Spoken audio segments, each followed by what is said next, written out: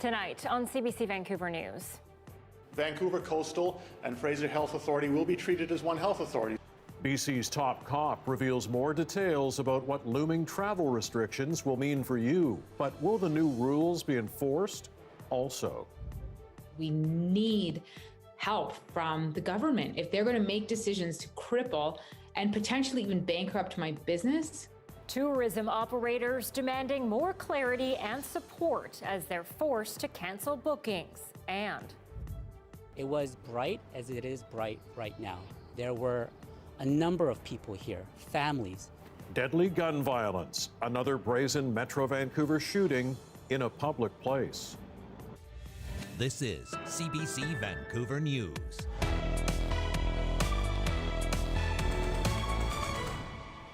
Good evening and thanks for joining us. For the first time in BC, a person in their 20s has died from COVID-19. It comes alongside news of several more deaths in the past 24 hours.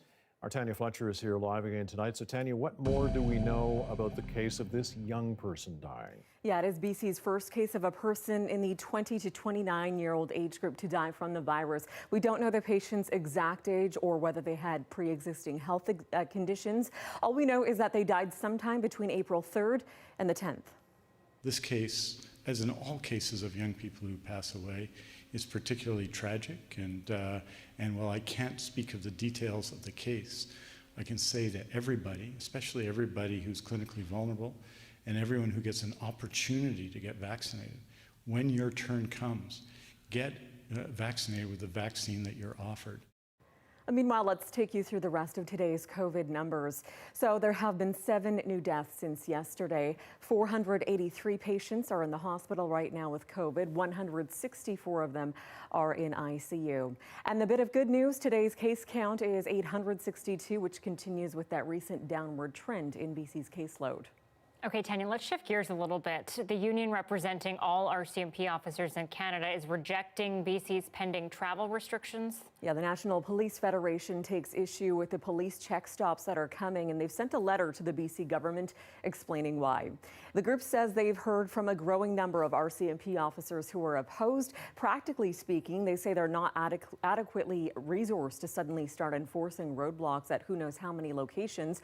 And even though the province has said they'll be much like the drunk driving counterattack programs over the holidays, the union says there's a difference.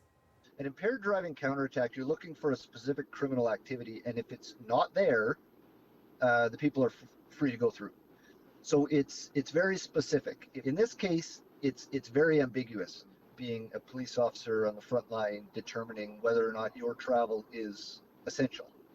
Now that I think we're stepping over a line that I don't think we want to, as Canadians, step over. And meanwhile, we are getting a clearer picture of what the new travel restrictions will look like and specifically where. So yes, remember, they're designed to restrict non-essential travel between health authorities. You can see them divided up here, and mainly they're to target recreational travelers. The Solicitor General Mike Farnworth emphasized that today, and he says the province will now treat Vancouver Coastal and Fraser Health as one region all together combined. And he says don't expect roadblocks on, say, side streets or routes like Boundary Road, which divides Vancouver and Burnaby. So where can you expect to see them? Well, Farnworth suggested near the ferry terminals and on the highways, especially that lead into, say, the interior health region. So from Hope, you can take the Trans-Canada, the Coquihalla, and the Hope-Princeton highways. And as for Vancouver Island, he didn't mention specific check stops between communities there since they are all in one health authority. But again, he gave the example of the ferry terminals on the island as well. Now, details will be specified Friday when the order is formalized, and that should include greater clarification as well on what exactly is deemed essential travel. Anita, Mike? All right, we'll watch for that on Friday. Tanya Fletcher with us live again tonight. Thanks. And there are concerns tonight about the variant first seen in India circulating here in BC. But the health minister says it hasn't been classified as a variant of concern yet. All cases of COVID-19 are of concern. They are in India and they are in Canada. We do have some concerns with the implementation of the federal quarantine. We think that more can be done. He says Ottawa needs to do more to enforce federal quarantine rules to make sure British Columbians are protected. The federal government is looking into flights arriving from India as that country battles a massive surge in COVID-19 cases. We'll have more on the crisis unfolding there later in tonight's newscast. And with those new travel restrictions looming, there's growing frustration tonight from the tourism industry. Last Monday, the Premier said the rules will see tourism operators refuse and cancel bookings from guests outside their local area. But as Isabel Regam reports, some hotel operators say the plan puts the financial burden entirely on them. If they're going to make decisions to cripple and potentially even bankrupt my business, then I'm very frustrated. Skye McLean is the owner of Base Camp Resorts Revelstoke, a boutique hotel that opened in the midst of the pandemic in December 2020. She says while she respects BC's decision to ask operators to reject non-local guests, this needs to come with provincial help. I will follow any order that supports the healthcare system because health is number one. But then we need money. Do not try and book somewhere outside of your area because the tourism operator in that community will not book you passage. Premier John Horgan announced the change Monday, saying for now this will be done through a voluntary basis and that he would be willing to introduce a government order if necessary. CBC received this staff memo sent from the Best Western Fernie Lodge yesterday. It says in part the hotel will continue taking bookings from anywhere in Canada and we will not be asking people, is your travel essential? The hotel's GM says in a statement, while there have been announcements and media coverage of potential new regulations, the provincial government has not issued new regulations or detailed guidance. We will continue to operate under existing regulations until such time as regulations are changed and communicated in detail. McLean says without a timeline given or clarity from the get-go, they're left in limbo. We can't plan. What do we lay staff off? Do we keep the staff? We have something booked, but we should respect the local wishes of the government. And so let's cancel. Jeff Moss says he was refused a full refund to cancel his Airbnb reservation in Vancouver for this Friday. He had booked that trip 4 months ago, so he settled with paying hundreds more to reschedule it for later this year. Right now, with the sort of it's highly not recommended, it's not the same as a hard no. In its budget yesterday, BC introduced new funding for the tourism sector, including $100 million to help them welcome visitors once travel bans are lifted. But operators say that financial aid and details are needed now. Isabel Regam, CBC News, Vancouver. Local hospitals are also under increasing pressure as COVID admissions continue to rise. Yesterday, we brought you the story of one nurse's plea to the public. And as Briar Stewart shows us, medical professionals are warning of burnout. From the outside, it's hard to get a true sense of the state of BC's hospitals, but those on the front lines will tell you beds are filling up with very sick patients. Something about this one just really hit hard. Kendall Scuda posted this photo of herself after an emotional shift at this hospital in Abbotsford. She wanted people not following the rules to know the toll COVID is taking. A patient under the age of 60 died on her shift. You know, the patient's close to my parents' age, and so I can't imagine them getting sick and dying. It just breaks my heart. More tragic still when those dying are even younger.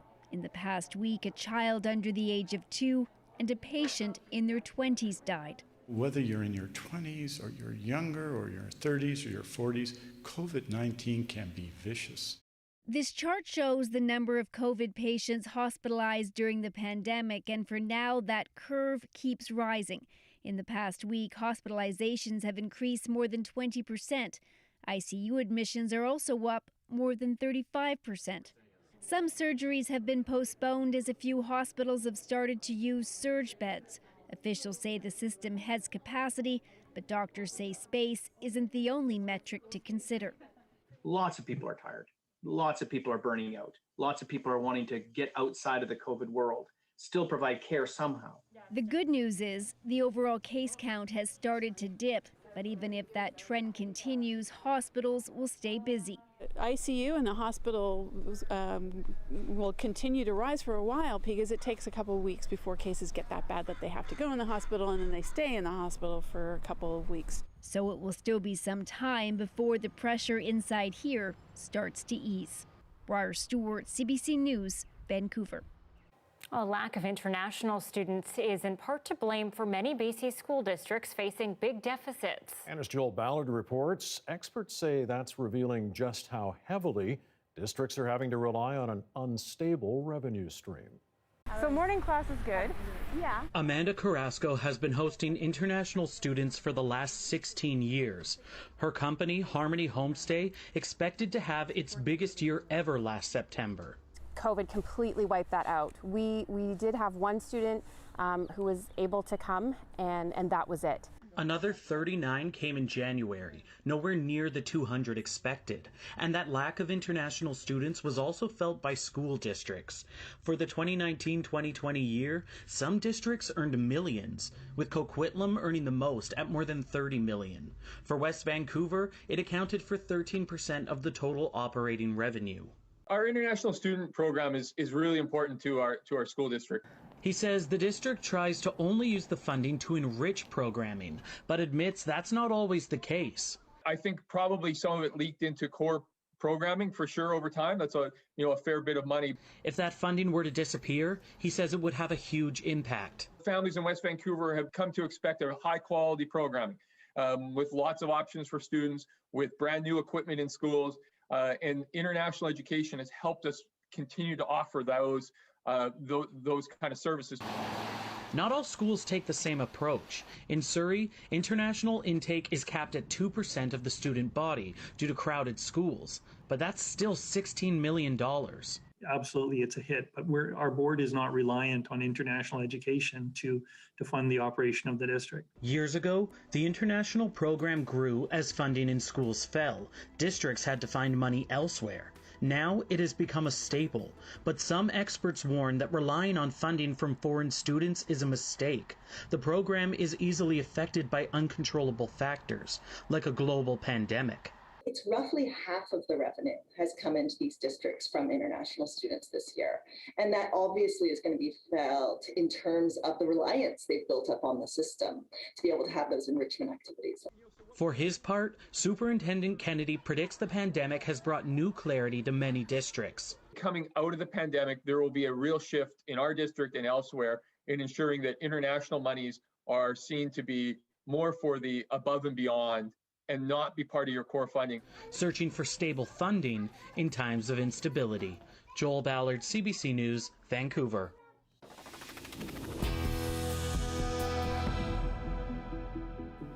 Police in Metro Vancouver are now dealing with their third public shooting death in less than a week.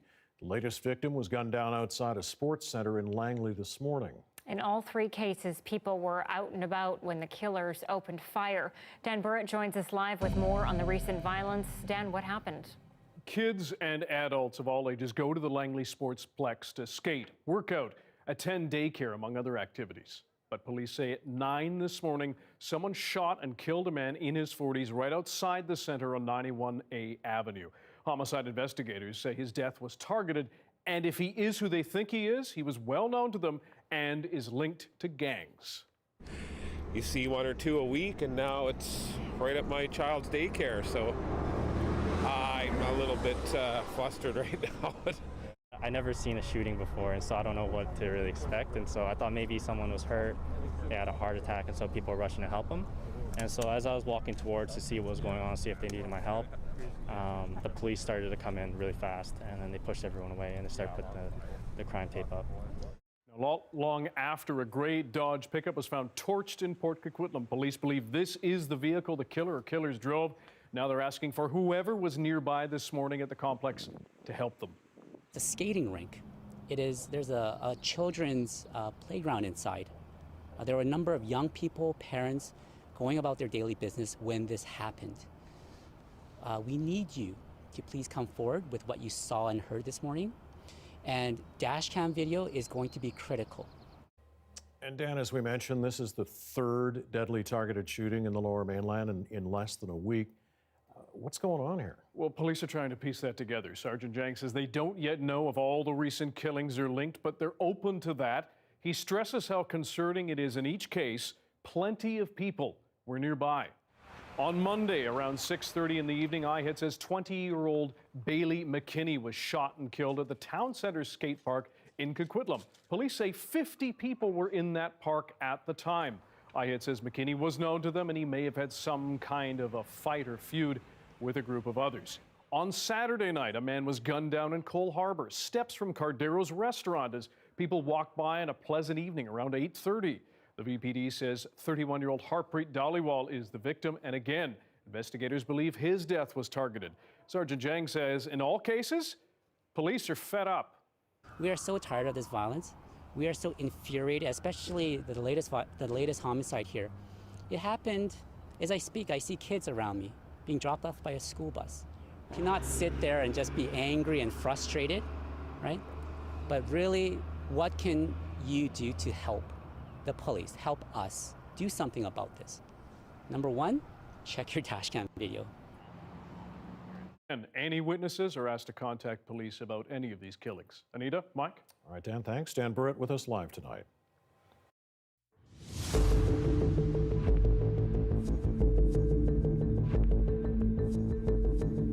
A victory today for the CFO of telecom giant Huawei, who is under house arrest in Vancouver. Final arguments in Meng Wanzhou's extradition case have now been pushed back months into early August. Jason Proctor tells us it's not clear why the judge granted the delay, but the defense says the extra time is essential.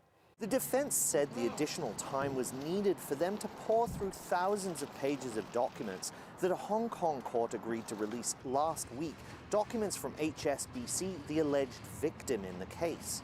Meng is accused of fraud and conspiracy in relation to allegations she lied to HSBC about Huawei's control of a subsidiary accused of violating U.S. economic sanctions against Iran. The defense plans to argue that the U.S. misled Canada into arresting Meng for extradition by omitting certain facts about what happened and making the case look way stronger than it actually is.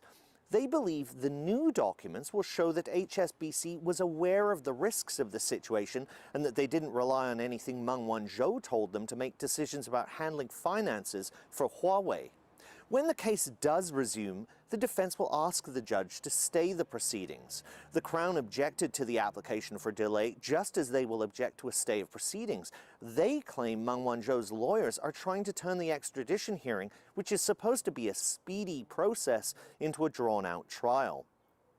They also say questions about the strength of the case are best left for a judge in the U.S. to decide if and when Meng Wanzhou is sent to New York to stand trial.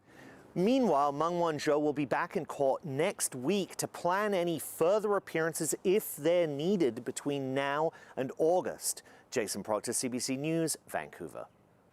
There is a war of competing interests over one of Vancouver Island's old-growth forests.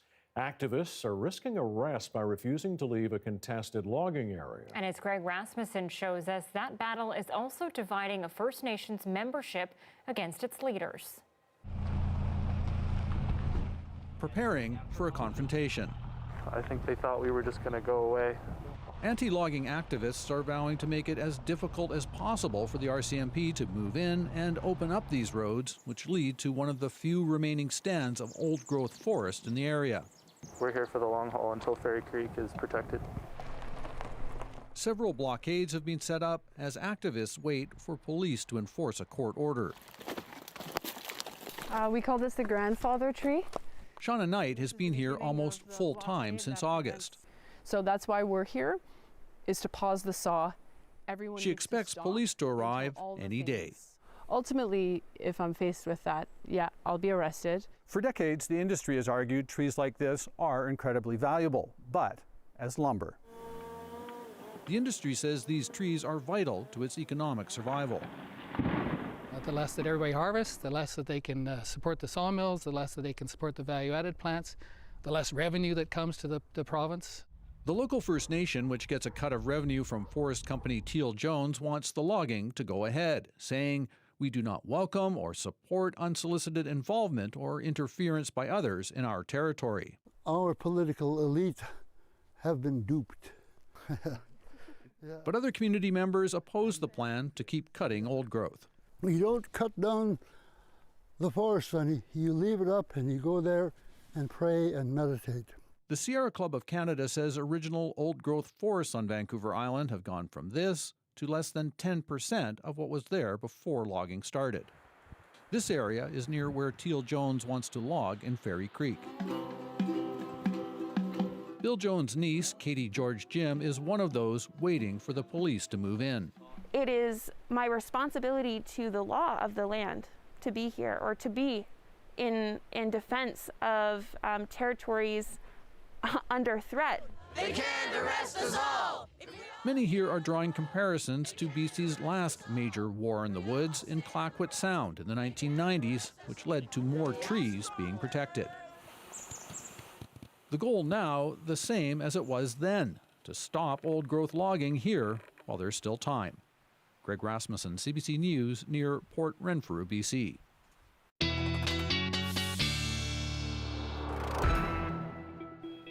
Well, another beautiful day, another point for meteorologist Johanna Wagstaffe. Joe, I think you're pretty popular right now. If it's possible for you to be even more popular than you already are, I don't know. I'm going to take that. I mean, it's all thanks to high pressure, but for now, I'll just take the full credit. We don't have too much longer, though, under the umbrella of the high pressure system, so to speak. In fact, cold front tracking across the province right now. You probably have noticed a few high clouds sneaking in across Metro Vancouver in the past hour. Take a look at the satellite and radar, something we haven't looked at in about a week because there was nothing to see until today. Here is that trough, so an area of low pressure that's sort of just sweeping across the south coast, not fully breaking our high pressure system down, but it is switching wind direction, so getting more of a northwesterly flow, which is why our temperatures have been feeling a little cooler today. A much more serious Arctic front is dropping temperatures, get this, by a good 20 degrees today for places like the Peace. We've got a special weather statement in place for Fort St. John, Mike and Anita, for snow. We're not going to get that, but I'll take you through the incoming showers coming up. Still number one with us, Joe, even if Thank things you. change. Whew. There you go. Talk to you in a bit. And just a quick reminder, if you aren't already, you can also watch this newscast live on CBC Gem. And if you like options, well, CBC Vancouver is on Facebook, YouTube, and Instagram as well. You can also give the two of us a follow. The Black community in Minneapolis says it is long overdue. One day after a former officer was convicted for the murder of George Floyd, the entire police department is being investigated by federal authorities. That's next.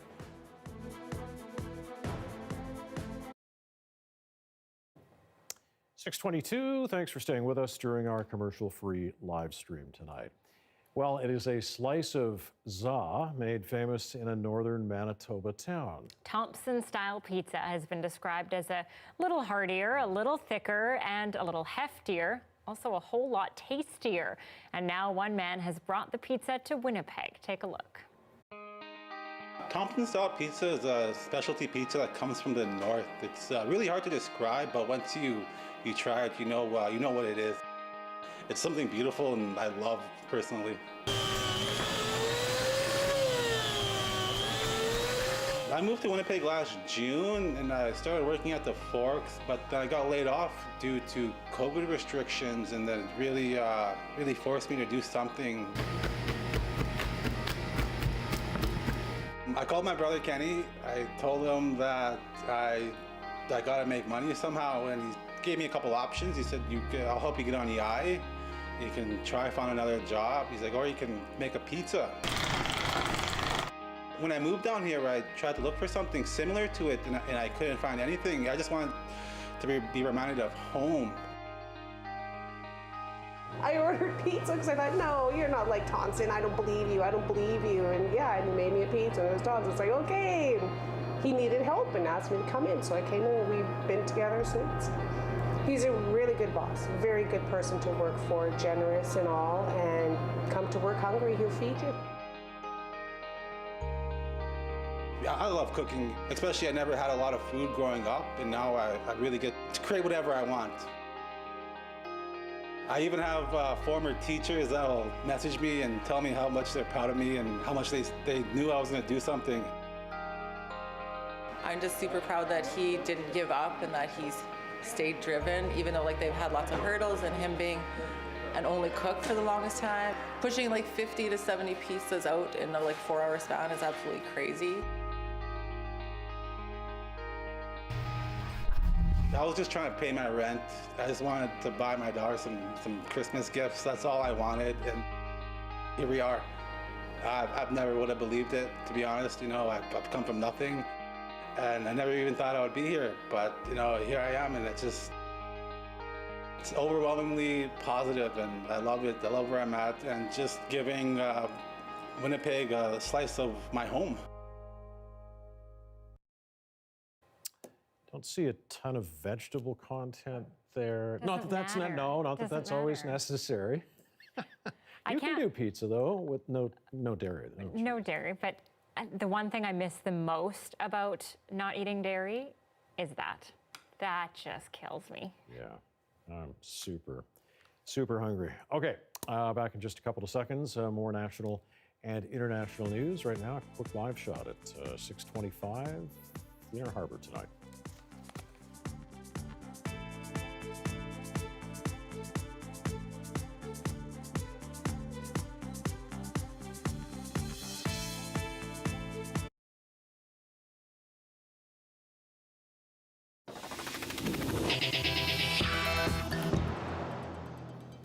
The entire Minneapolis Police Department is now under federal investigation.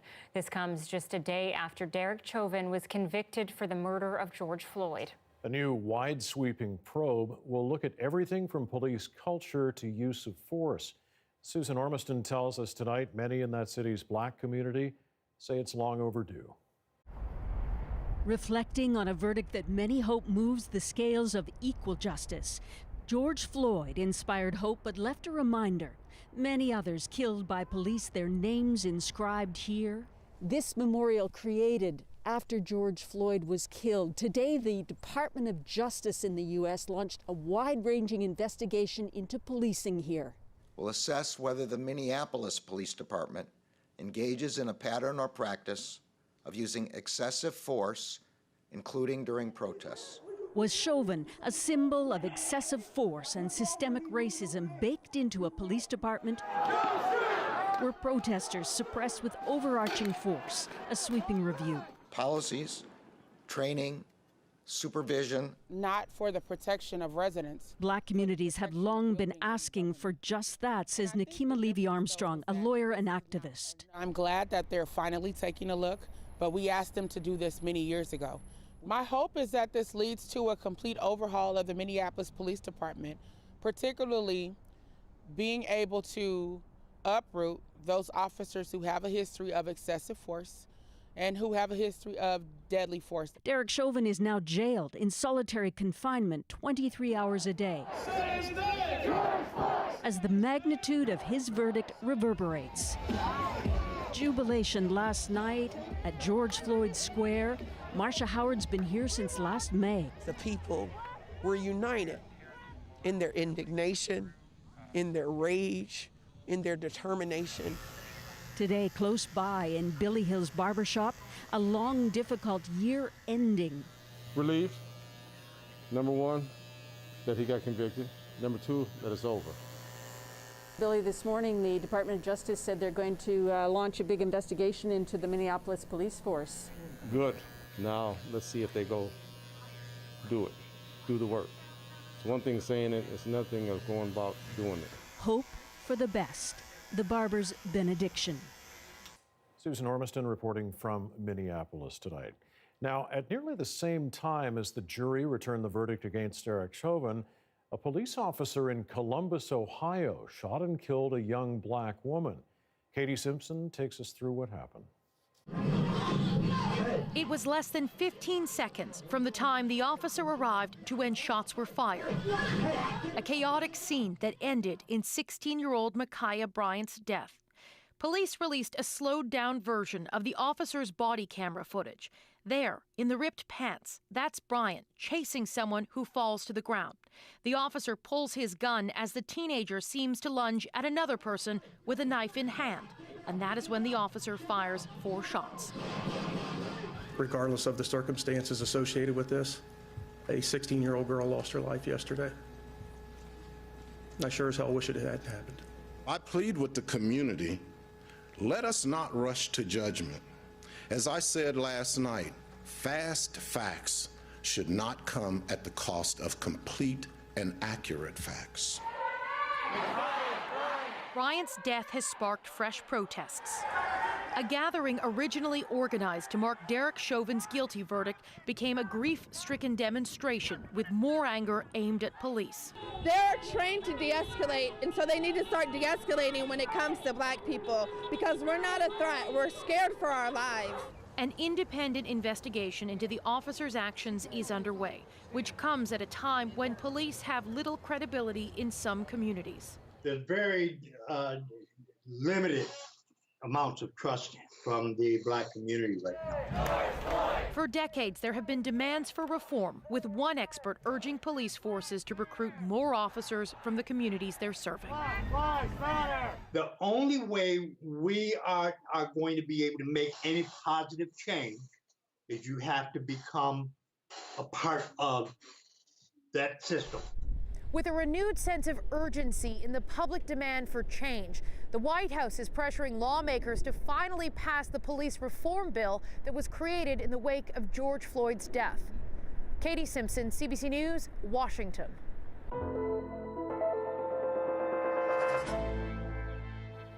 U.S. President Joe Biden says his country is prepared to send additional COVID-19 vaccine doses to Canada. We hope to be able to be of some help and value to countries around the world. I've talked to our neighbors. As a matter of fact, a fellow who's working really hard to take care of his country and deal with this, I was on the phone with for about half an hour today, and the Prime Minister of Canada, we helped a little bit there. We're going to try to help some more. The United States has already sent more than 1 million doses of the AstraZeneca vaccine here. As of today, the U.S. will have administered 200 million doses. 80% of Americans over the age of 65 have now been vaccinated, and anyone in the U.S. over the age of 16 is now eligible to get a free vaccine shot. India is reeling from its devastating third wave of the COVID pandemic. Today alone, more than 295,000 new cases of COVID-19. That's just shy of a world record. India has also recorded its highest daily death toll, 2,023. Salima Shivji has this portrait of catastrophe. In Delhi, a crisis deepens, with hospitals completely overwhelmed and at a breaking point.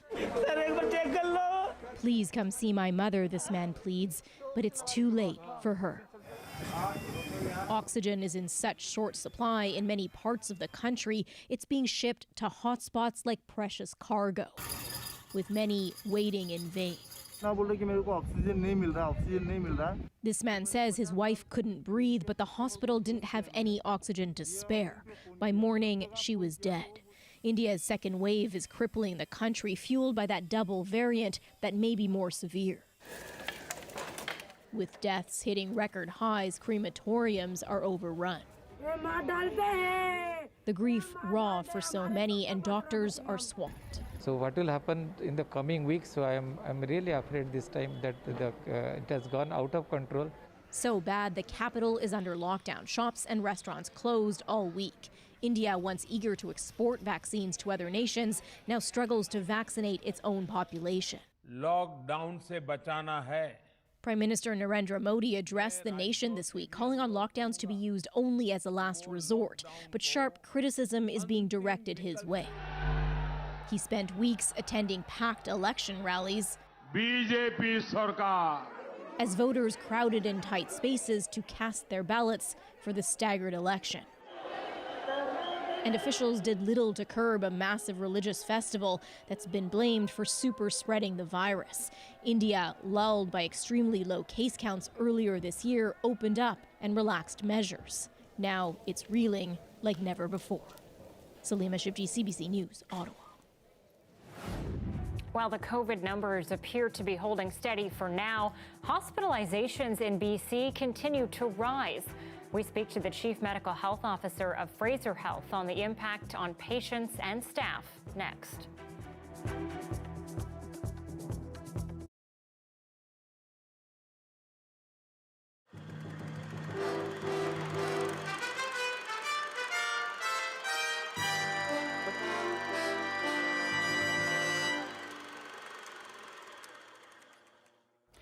Vancouver is in the grips of a new craze. One of the men benefiting most from it is Remo Bresciani, an entrepreneur. Here he is.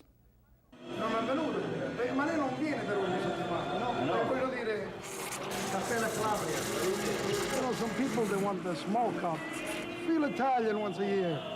That's it. There has always been cappuccino on Commercial Drive, the Italian heart of Vancouver. But today, this intersection of Robson Street is making coffee history. It has the highest coffee consumption in North America, well over 2,000 cups a day. Coffee bars are opening on every corner. A good one can make $500,000 a year in sales, a great one up to $1 million. But to make a great coffee, you need an excellent machine. This is where Remo Bresciani comes in, a man who is passionate about coffee. We moved from Montreal to Vancouver mainly because weather, people, they say that Vancouver was California of Canada. It's easy to make wine, and it's also people drink a lot of coffee. Next on the list is Bridges. It's right on water. That dilutes the coffee that you're finally getting into the Exactly. Into the product. See, this will automatically stop, and now she's ready again to do the cycle. It's no problem. This machine cost $13,000, but the price was no problem. It's a good profit margin, too. Pays for the machine very quickly. We sell them for $275. So we've probably got a couple of dollars in there. These days, coffee is not only good for the art of making a buck, but also for the business of art. You're welcome. I think it makes our clients feel special. It makes them feel wanted. If we can give them something where they stay that extra 5 minutes, and in that 5 minutes you can get to know them better, or perhaps they might buy something, or that people are always in a hurry. And if you can have them stay that extra 5 minutes, then it's perfect. Quality cappuccino is moving from the contemporary coffee bar to lawyers' offices and expensive designer stores. It's being used to stroke the customer. A good cup of coffee, really good cup of coffee, it's one of the pleasures in life. And why shouldn't it be in a fashion store? Fashion is one of the pleasures in life. Of course, an elegant store needs an elegant machine. And this gold-plated special certainly fits that description. This is what you were missing from this part in here. We just found this cappuccino machine is so gorgeous. It's to be matched with our products. This price tag may make for an expensive cup of Java, but the newly acquired taste for gourmet coffee shows no signs of slacking. Back on Commercial Drive, this comes as no surprise. They've always known it's worth going to any lengths for the small luxuries of life. I came from all the way to the other side of town. I got an apartment right above you just so I could drink your coffee every morning. And that's Venture for this week. I'm Robert Scully. Good night.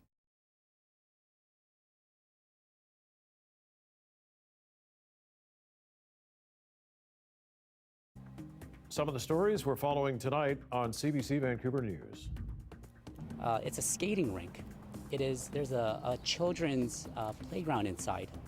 There were a number of young people, parents, going about their daily business when this happened.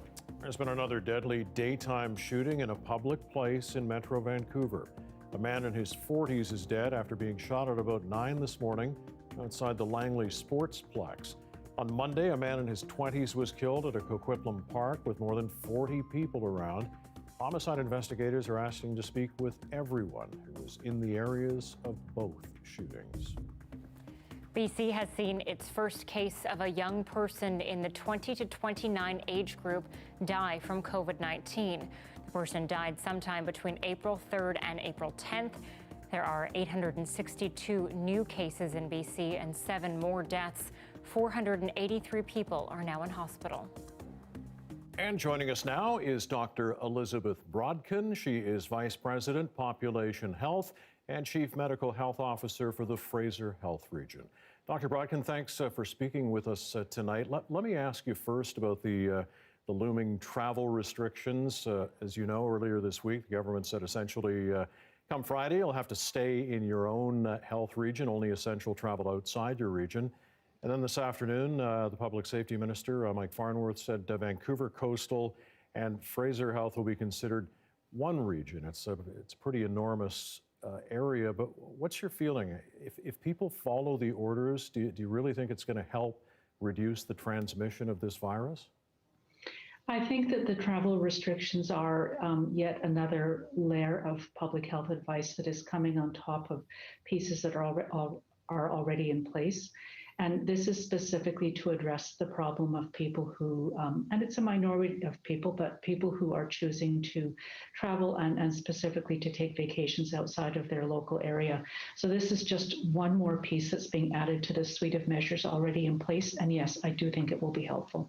All right, today's numbers show 557 of the 862 new cases of COVID-19 are in your region, Fraser Health. Hospitalizations keep going up, yet the numbers appear to be plateauing, but this still must be very concerning to you. The numbers are certainly a lot higher than we would like them to see. Fraser Health has been the center of this pandemic in British Columbia from the very beginning, and there are a number of reasons for that. But yes, the numbers are much higher than we would like to see them, and that's been reflected not just in cases and transmissions in our community, but people who are ending up in hospital, and specifically those who require critical care. And part of the reason for the additional measures that are being brought in are specifically to protect our healthcare system. All right, now what about these just announced 13 special AstraZeneca vaccine clinics, a lot of which are in Fraser Health? When are they going to be up and running, and will they help put a dent in your case numbers there? So there are 13 areas, 13 hotspots that have been identified across the province where the numbers of cases and the rates of transmission are significantly higher than the rest of the province. And 10 of these 13 areas are in Fraser Health, specifically in Surrey, North Delta, Abbotsford, Langley, and Port Coquitlam. And so the idea is to bring additional vaccine into those areas and those communities and allow people down to the age of 40 rather than the current age of 63 to receive that vaccine in an effort to try to put out some of the fires that are taking place in those communities. All right. Finally, I want to ask you, I know you've heard BC nurses say they are emotionally traumatized by the third wave. It's only gotten worse in their view. Last night, we saw an exhausted nurse, Kendall Skuta, make that plea for people to follow the health orders. I mean, what do you say to those frontline workers at this point? Well, the frontline workers have our undying gratitude. They have done a heroic job, not just recently, but from the very beginning of this pandemic. They have stood on the front lines and provided safe and effective care to the many people who have ended up in hospital and in critical care. And we are extremely grateful for their efforts. And it falls to all of us in order to support those workers to do everything we can to protect ourselves, to protect our communities, to prevent transmissions, and to try to bring an end to this pandemic. And part of that is getting vaccinated. When it is your turn, please register, make an appointment, and go and get vaccinated. That is our ticket out of this, and the single most effective thing that any one of us can do in order to help bring the pandemic to an end. All right, we will leave it at that. Dr. Brodkin, thanks very much for doing this tonight. We appreciate it. Thank you very much. It's described as a veritable David and Goliath story, one in which Goliath has won the latest round. We take you to the interior and the battle over some public lakes situated on private land next. At 6:43, a live look, Crystal Cove Beach Resort in Tofino tonight. A little cooler on the coast today, but hey, who's complaining? More of the same tomorrow, but Johanna is here next to tell us about the change that's looming. Stay with us.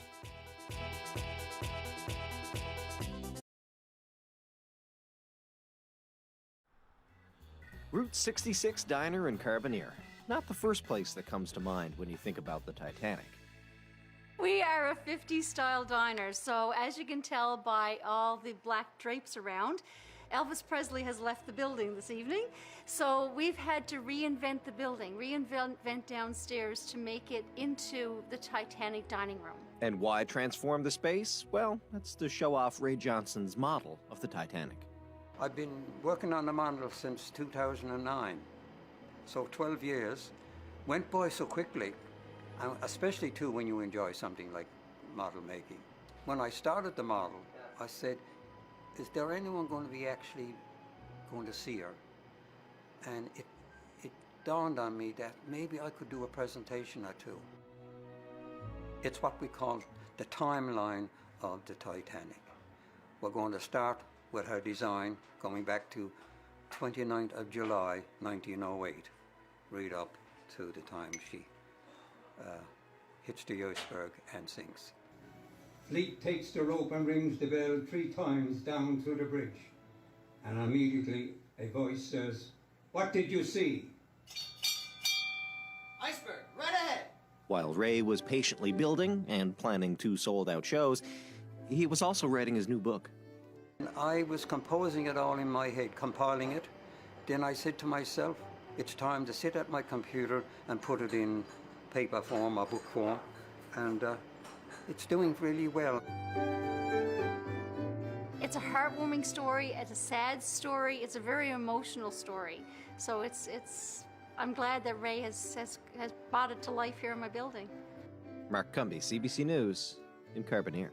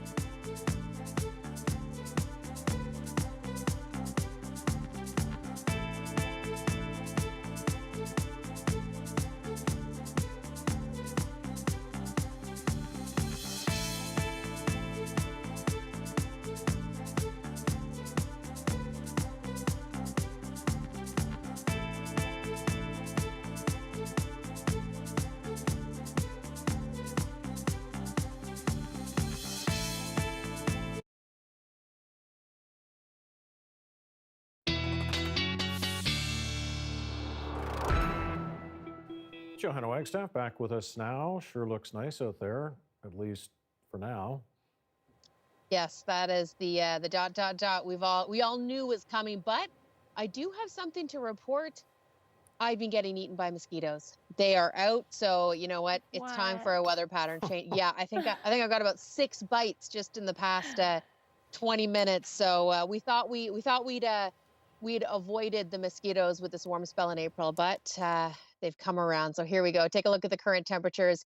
We couldn't avoid it anymore. 17 up towards the Sunshine Coast, 14 at YVR.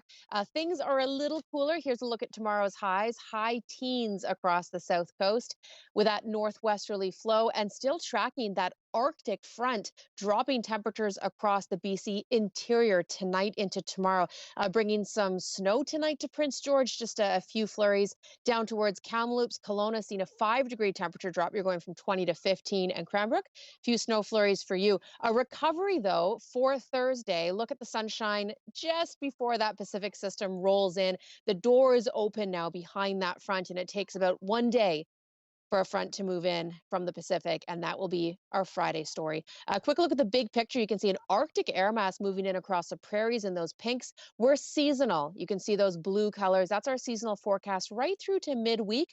Maybe looking at a bit of a warm up, but nothing like our summer stretch. Temperatures across the interior tomorrow. Watch how they drop. So 19 tomorrow in through Osoyoos. A bit of a recovery as we head into Friday, but temperatures are on the cool down across the province, and that is definitely showing up in our forecast. A 16 for YVR, still a little warmer inland. We're back to a mix of sun and cloud. Tomorrow is going to be a lovely day. Overcast for most of Friday. At this point, it looks like the showers hold off until Friday overnight. Saturday washout, but you know what? We'll need it by then, and we can all hide from the mosquitoes for the weekend. This is true. I look forward to that. Thanks, Joe. You're welcome. And we'll be back in a moment with more news.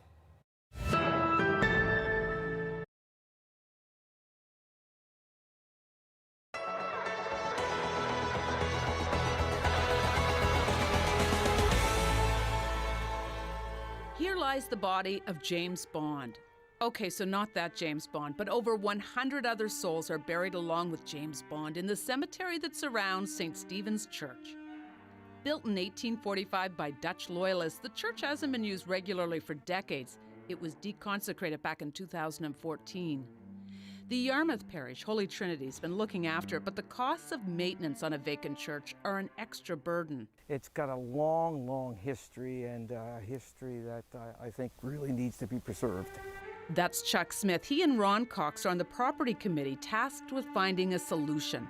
The idea of the free church was born. We decided that we would offer it to people free to see what would happen.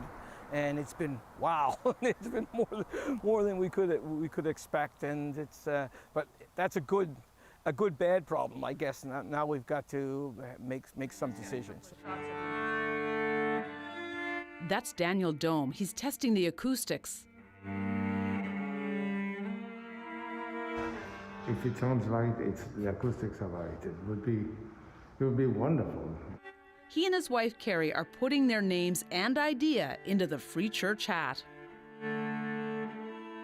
Our idea is to have a music venue, both two sides of it. One half is community, so because my background is as a music teacher, so I want music teachers to have a place to have performance classes or recitals.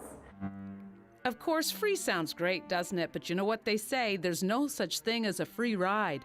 The price tags are, they can't have the land. The land is consecrated land. The church was deconsecrated about 10 years ago, but the land is surrounded by a cemetery, and they can own the church, but they couldn't get the land that it's sitting on. Also, there's power to this church, but there's no sewer or water hookup. So no water, no toilet, and graves around you too. But apart from that, it's perfect. Perfect for the right idea. Now, they've been overwhelmed by the ideas from people wanting to take over St. Stephen's, and they're sorting through proposals now. This little church, built in 1845, just might find a new purpose that the Dutch loyalists who built it likely never could imagine. Oh, and by the way, the neighbors, very quiet. Colleen Jones, CBC News, Tuscan.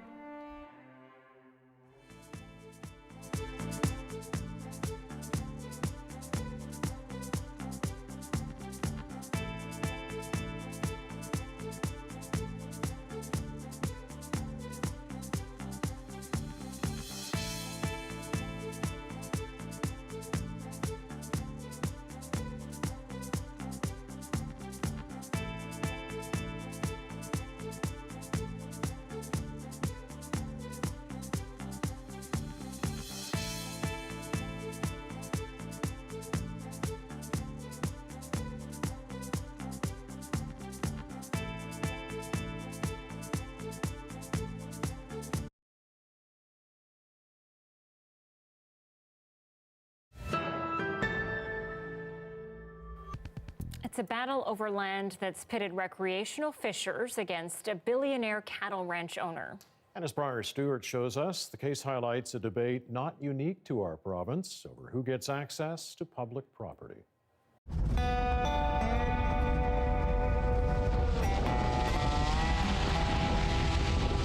This muddy road cuts through BC's Nicola Valley. It might not look like much, but a section of it has been part of a decades-long battle because of where it leads and who owns what's around it. We're just trying to make a living raising beef. And it's an understatement to say that the Douglas Lake Cattle Company is succeeding at that. It's Canada's largest private ranch. It was first founded in 1884, but the cowboy way of life still very present today. We've got 200,000 acres about of deeded land, private, but we're not in the land business and we're not in the development business. We're in the cattle business. And so protecting that land is number one. Protecting, Joe Gardner says, from people trespassing and destroying the grasslands. The ranch has been embroiled in a court battle over two lakes, Minnie and Stony. It owns all the land bordering them, but not the lakes themselves.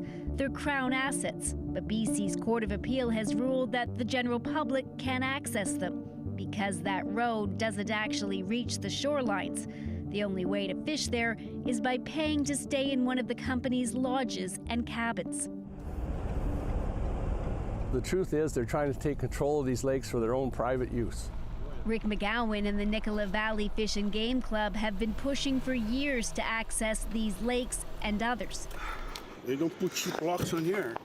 There we go. They felt vindicated when the BC Supreme Court sided with them and crushed when the appeal court overturned the decision last month. This is another road that Douglas Lake has locked. McGowan hoped this would be a precedent-setting case, but has now left the club on the verge of bankruptcy. Many have framed the legal fight as a David and Goliath battle.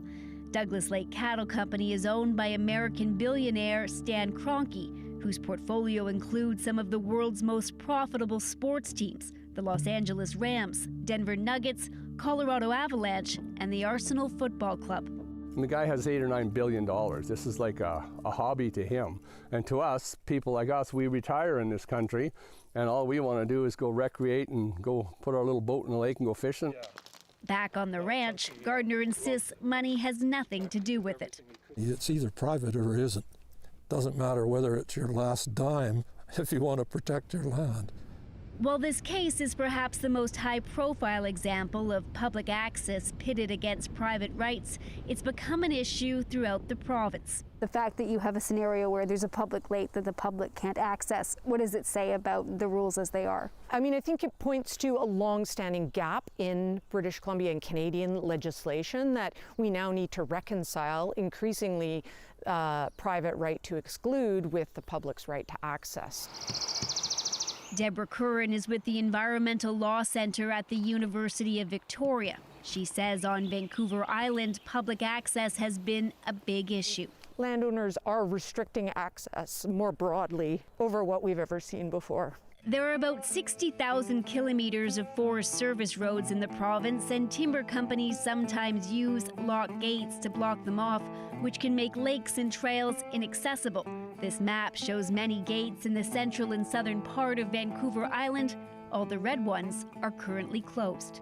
So are you allowed to go down this road to access the lakes? Not anymore. The only way you can is if the gate is opened or you apply and are granted permission.